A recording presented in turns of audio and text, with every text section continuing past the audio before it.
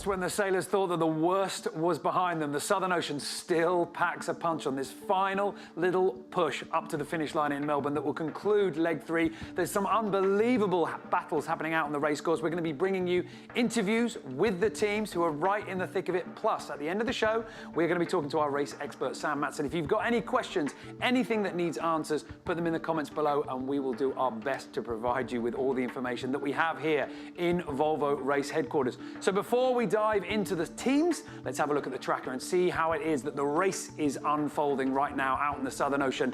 Vestas 11th Hour Racing have got a battle on their hands with Team Brunel. This is the race for 3rd place. So what do you do when you're under pressure? Well, you go dark. Stealth mode activated. Behind them, Sun Hunkai Scallywag and Turn the Tide and Plastic still could see some position changes here, but it's Mafre in the lead who are looking very comfortable over Dongfeng Race Team. They are set to keep charging ahead all the way into Melbourne and the finish line tucked up right inside the harbour. Well, that stealth mode move by Vestas 11th Hour Racing. Team Brunel hot on their heels. Why do you do it? Why is it that you choose to go dark? And is it going to work for you? Well, we caught up with navigator Simon Fisher to get his thoughts. We use stealth mode when there's something going on tactically, and it's a shame that people get to miss it. But yeah, sure, you know, Brunel have been chasing us hard the last few days, and by virtue of being behind us, have always had a slightly better angle, and obviously that's been applying a bit of pressure. But obviously the jibe last night and our moment to come back to the north has been quite important. So you know, we thought by going in stealth mode that makes things a little bit harder for them, and it will keep them guessing exactly as to where we are. So yeah, we've gone stealth mode, so yeah, we're currently invisible. It must play a bit of a mind game with that boat. What is it that specifically you're hoping to achieve by this? Basically, you know, it just makes things a little bit harder for them, really. There's some tactical options about how east-west you want to be when you start to head back towards Melbourne, towards the finish. And if they don't know where we are, then you know they're forced to pick their own ley line rather than doing something sort of defensive or aggressive. You know, they have to kind of just put themselves where they think the best place is. So yeah, it's just really to ask the question of the other boat, and to be honest, we wouldn't have been surprised if they'd gone in stealth as well, just so we didn't know where they are, but they've chose not to so far, so that's good for us. Well, you mentioned the approach into Melbourne. What's your take on what's coming up there? So we've got a couple of days left really, and you know, we're just pushing hard, trying to sail fast for the last bit while we're going straight, and then you know, as we get further north, we're going to be approaching the high pressure. There's a high pressure in the Great Australian Bight, which is going to be affecting things. It's going to give us a wind shift, so it'll be about picking the right shift, and then coming in, and then coming into the rip at the entrance of Port Phillip. And then once you get to Port Phillip, it's quite an interesting place. Obviously, the entrance is somewhere which is very, very tidal, can be very rough, but we'll see what we get when we get there. A few more jibes and tacks to go first, and a bit more tactical sailing. Is it useful having Mafre, Dongfeng Race Team, further up the track? It's always useful having someone ahead. You know, the nice thing about when we get the skids is we also get some wind data, and that's a real opportunity to sort of calibrate ourselves against the forecast. So that can be very useful. There's a whole lot of Volvo Ocean Race still to go.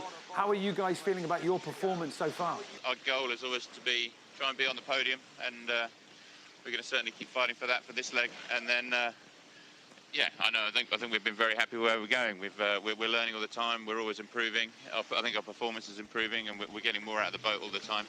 So that's Simon Fisher, navigator on board Vestas 11th Hour Racing, and the game that they are trying to play with Team Brunel. But what about the leaders? Incredible last few days, and just finally we're starting to see a little bit of realization that they might have this in the bag. Here's the words from skipper Xavi Fernandez. Well, it's looking that way, really. It's been a tough leg, though, and till yesterday or day and a half ago, it's been so tight with Dongfeng that we've been pushing so hard. Now it's true that whatever the reason, we stretch a lot, and we are now like 450 miles to go, so if we don't have any problem, we should be all good.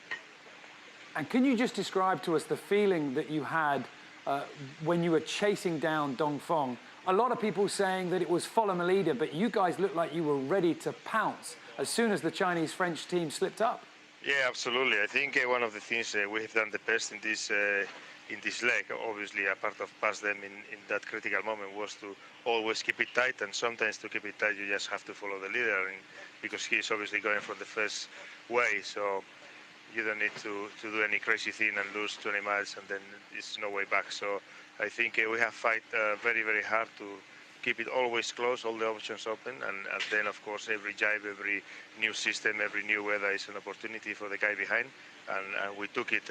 So the feeling is good. The feeling was hard when we were chasing them because of course this very strong team, very hard to catch, but we were happy enough of not being losing.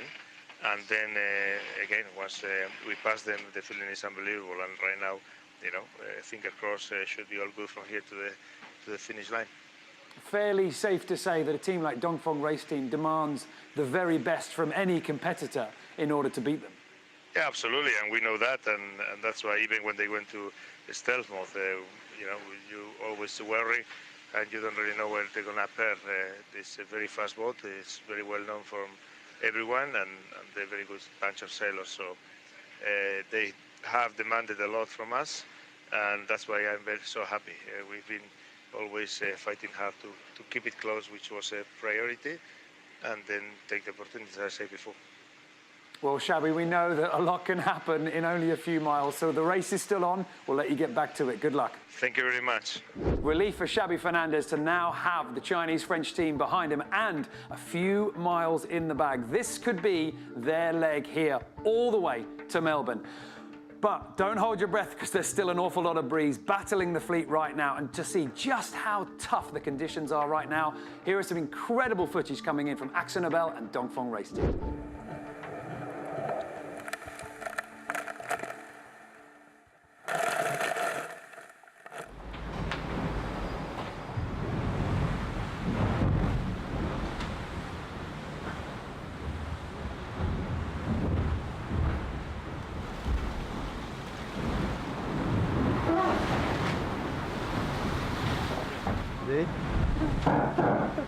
It's a long day for us.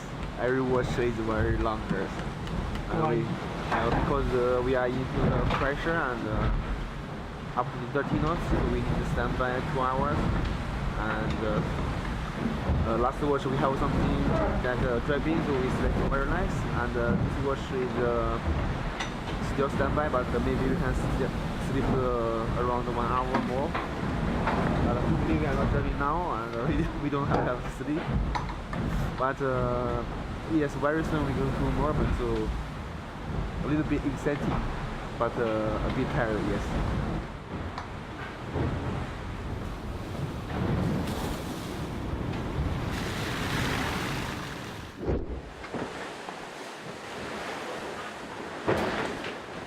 What do you see when you take certain medication or don't operate this vehicle when tired or drowsy? Well, everyone's operating this vehicle tired and drowsy, so yeah, so the more rest you can get, the better the food. You know, hopefully you make smarter decisions and you also can sail the boat better. Tough sailing out there on the ocean with all the teams getting a little bit of a pounding right now from that breeze that's coming in. Now, as always, we have pulled up one of the race experts here to give us the lowdown on what's happening and get your questions answered. You've still got a little bit of time. Send in your questions. This is Sam here. Ask Sam is the hashtag.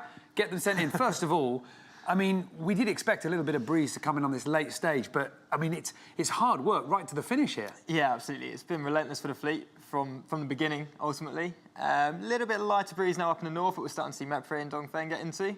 But, you know, the boats down in the south, still in 30 knots of breeze now, absolutely pushing right to the finish. Well, this is topical because we've got a question in here about sleep, and I'm just going to put this one to you now. Rex Brower just asked, how much sleep are they getting? Now, you're a solo offshore sailor. You've done the Solitaire de Figaro. That's typically sort of 7-minute stages. What about this one in the Volvo Ocean Race? Yeah, I mean, I think the key thing for this is it's a kind of polyphasic sleep. So a lot of kind of... Can you just say that again? Can you just say that? Polyphasic sleep cycles. Polyphasic sleep cycles. There you go. They'll sleep for around 3 hours at a time, wake up, get on their watch, and then they're on watch for 3 to 6 hours, depending on how the boats are running it. And there's always a chance that in your off watch, you're actually going to be jibing, things like that, and that takes all the crew. So, you know, certainly for down the AEZ, when they're down the Antarctic exclusion zone, there wasn't much sleep for the teams at all, and the fatigue will be building for sure all the way into the finish, and they'll need some rest once they get into Melbourne. Yeah, and it's not going to be a long stopover either, so you can expect to see some very tired sailors. OK, now let's go on to some of the questions that we've had coming in. We have got a lot of people asking about the finish line. We've got Dean McLean. Hi, can you tell us the exact location of the finish line in Melbourne? Is it somewhere inside the bay? Sarah Taylor asked the same question. Duncan Jewell, where's the finish line set in Melbourne? OK, Sam, we've got a little bit of a video here to show you the exact location. Just talk us through where this finish line is. Yeah, OK. So if we come right in onto Melbourne here, they're going to come through the heads, right up into the bay and finishing right off the pier head there with a laid mark and the pier head right in the centre of the city. So great spectacle, and you know, even at night I'm sure it'll be pretty busy and a lot of people to welcome them in. OK, moving on to the racing. So we've got one here about stealth mode. Tanya Poley asks, why Mafre don't opt for stealth mode? Their position now matters most for the whole fleet. And this is a bit of an interesting one. And I think, Sam, the big question for you is, how does stealth mode work as we get closer to the finish as well? Yes, so the rules actually state that a boat cannot be in stealth mode when the first boat is within 200 nautical miles of a finish. Obviously, Mapfre aren't quite there yet. They're around 440 miles to go. But if they went into stealth mode now, their main rivals are Dongfeng here. So actually, you know, they've not really got much to hide. All they need to do is just concentrate on the finish line and trying to get forwards rather than trying to hide themselves from the fleet. OK, well, we've had some questions coming in here about clothing.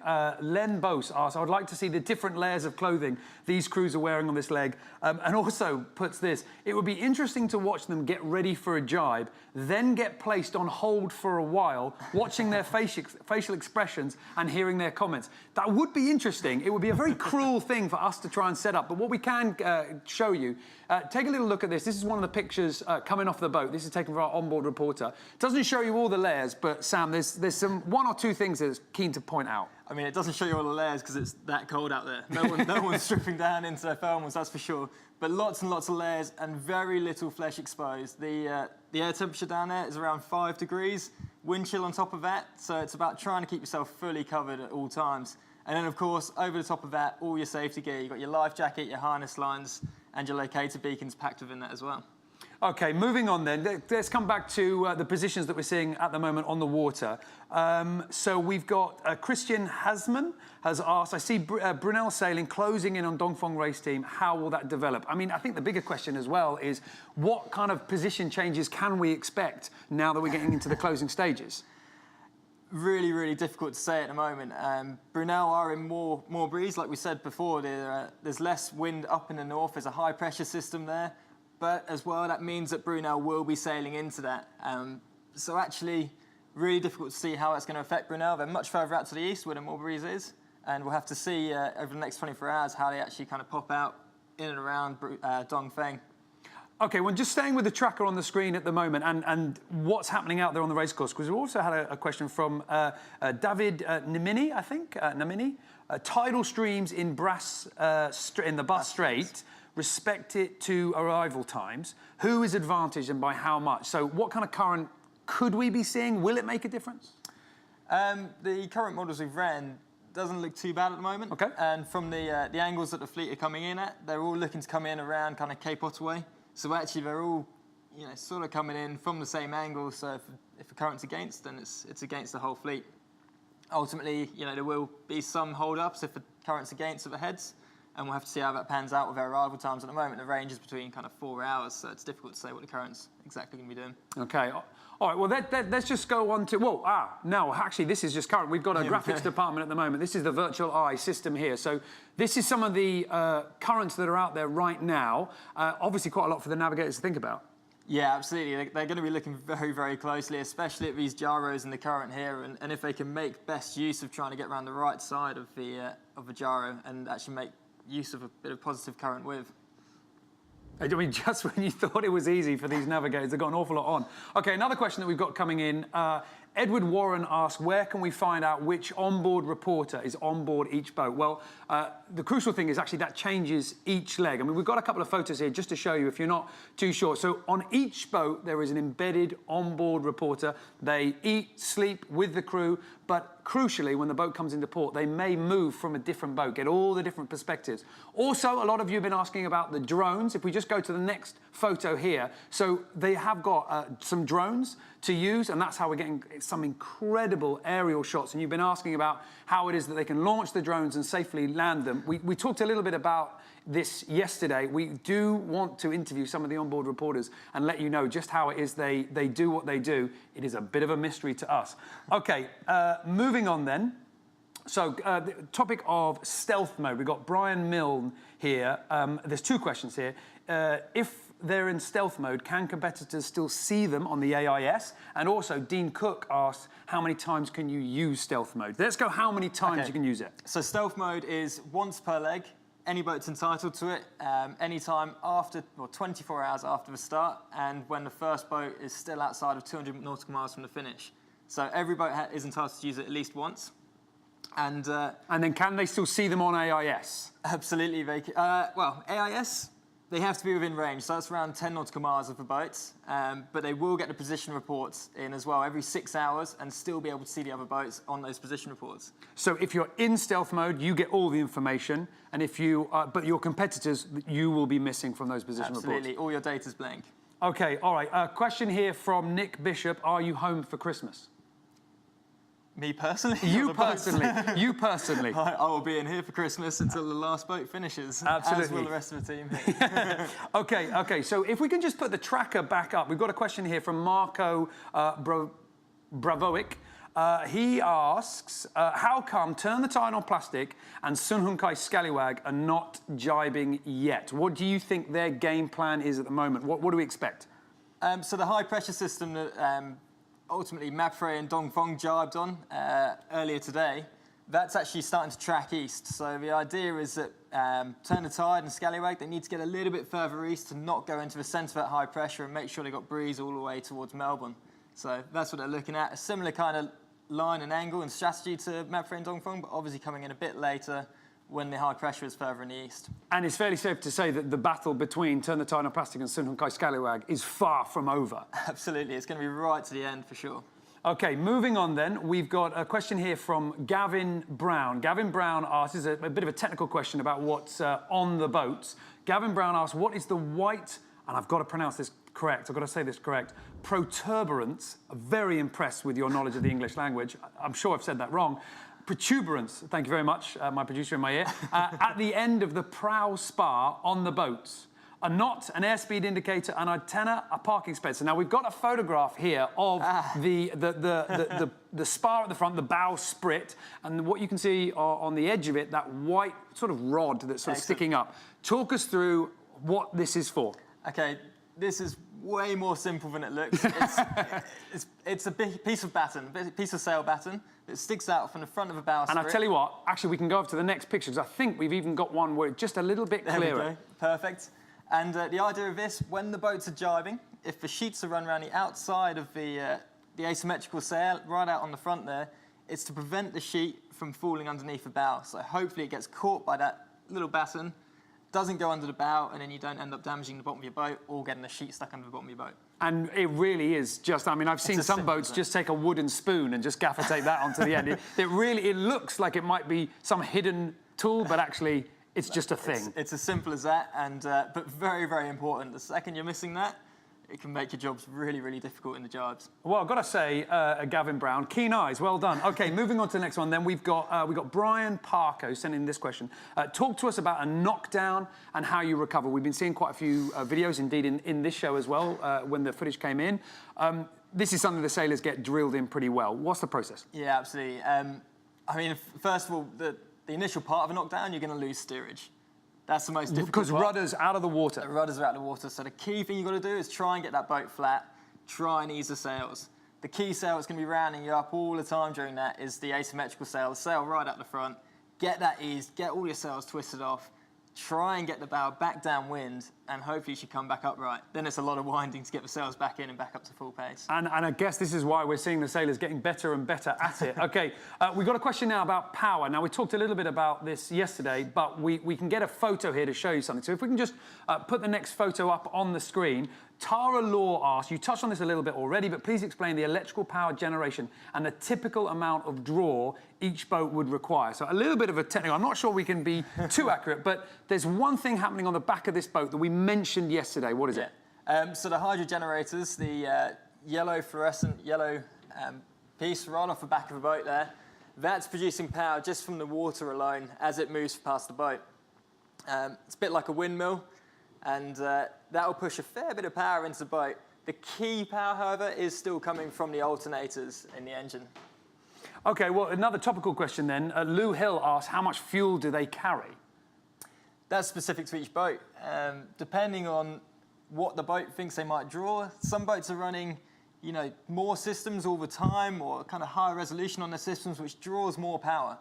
So actually, it's down to the teams, and they'll be looking very closely, leg per leg, as to the exact amount of fuel they want to carry. Too much, it's too heavy. Okay, so another gamble, another chance for a little bit of a performance gain, or indeed to make a big mistake. Okay, another question then coming in. Leo van der Hoek asks, how does the keel operate? So how does that swing work? Okay, so you've got a big ram attached to the keel head, so the keel comes right up through the boat, and there's a pivot on top. Keel ram attaches onto that, and it pushes with all its might right over, and it's button operated from on deck, right at the helming position. And you can power that through electronic motor, you can power that through the engine?